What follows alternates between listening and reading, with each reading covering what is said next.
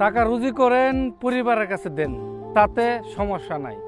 তবে একটা কথা মনে রাখতে হইব, আপনি যে টাকা পরিবারের কাছে দিতেছেন সবগুলা কি কাজে লাগতেছে? আপনি কিন্তু খবর রাখতে হইব।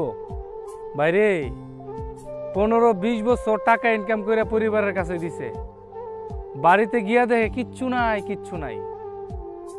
এই জন্য বলি, যা কিছু করেন নিজের জন্য কিছু টাকা পয়সা রাখেন, কিছু হইলো নিজের জন্য চিন্তা করেন। আপনারও বউ বাচ্চা আছে, আপনারও সংসার আছে।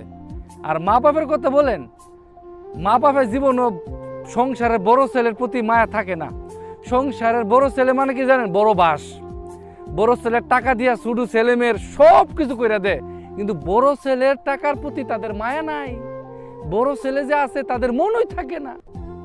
যদি মন থাকতো তাহলে বড় ছেলের প্রতি এত অন্যায় করতো না। পৃথিবীতে যত সংসারের যত জায়গায় দেখেন, তাদের বড় সন্তান বড় ছেলের প্রতি অন্যায়টা প্রত্যেক প্রবাসীর পরিবারে করে থাকে। তার বড় ছেলে কামানো করা যত টাকা আছে ছোট ভাইদের মধ্যে সমান করে ভাগ করে।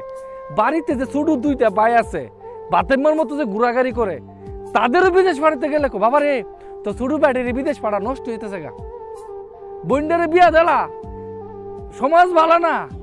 কিন্তু বড় ছেলে যে আজকা 15 বছর বিয়া সারা প্রবাসে বইরে আছে, তার কথা মনে থাকে না।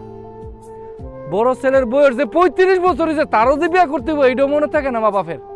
বাবা তোর ছোট দুইটা বাইরের বিদেশ নে, তোর বন্ডারে বিয়া দেলা। আর সব কিছু করার পরে যখন বাড়িতে আসে, তখন আর বড় ছেলের নামে কিচ্ছু থাকে না।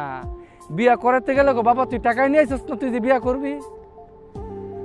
বিয়া করলেও চলার জন্য কিছু টাকা ছিল, বাবা আপনার কাছে টাকা নাই। 15 বছর টাকা ইনকাম করে আপনাদের কাছে দিছে, বেচারার জন্য কি 1 লাখ টাকাও রাখতে পারেন নাই?